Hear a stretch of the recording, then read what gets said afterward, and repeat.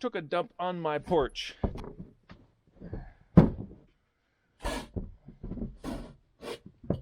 Yuck.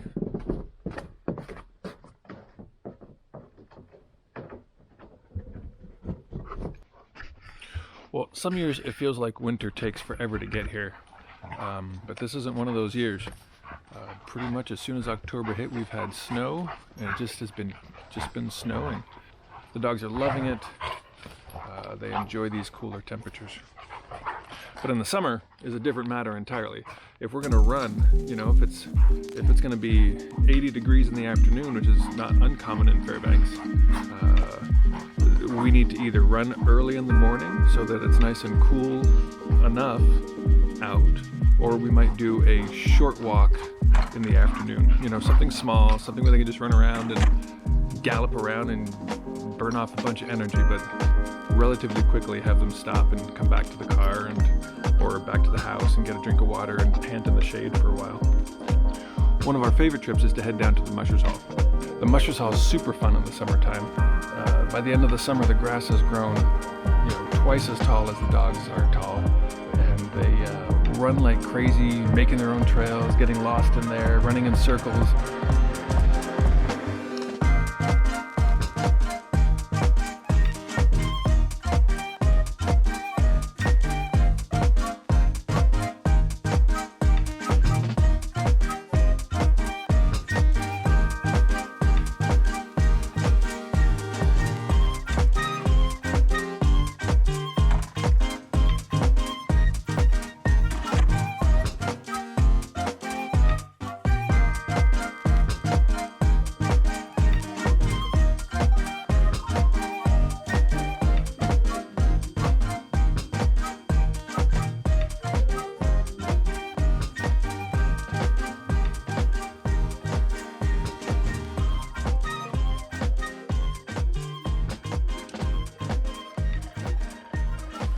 Trying to fit 6 dogs into a Subaru and 2 adult people can be tough. So we started to look for different ways that we can transport these dogs.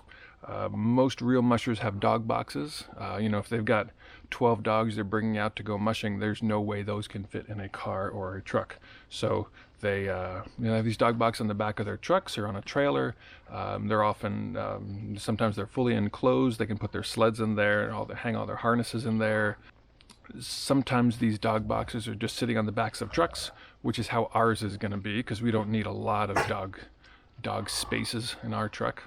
Right now, I think just 2 dogs is a good number of dogs to get out of the truck.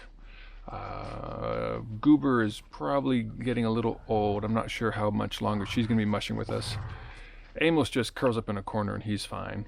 The 2 big dogs, sadly, they've never had to go in a dog box. We never had them like kennel trained. You know, they sleep outside.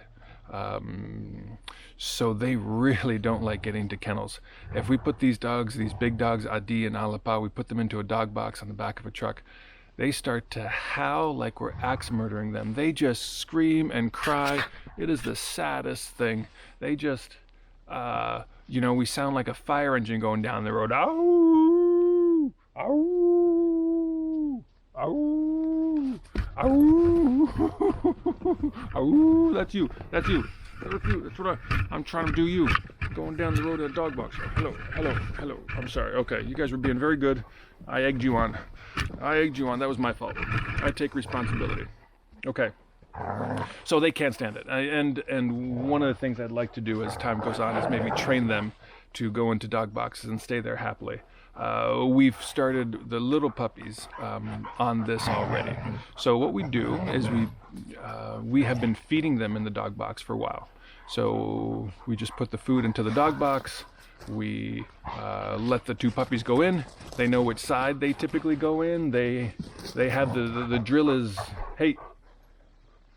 They know the drill. They know that one side is for noun and one side is for verb. They know that this is where they get their food, and they go into these dog boxes happily and willingly.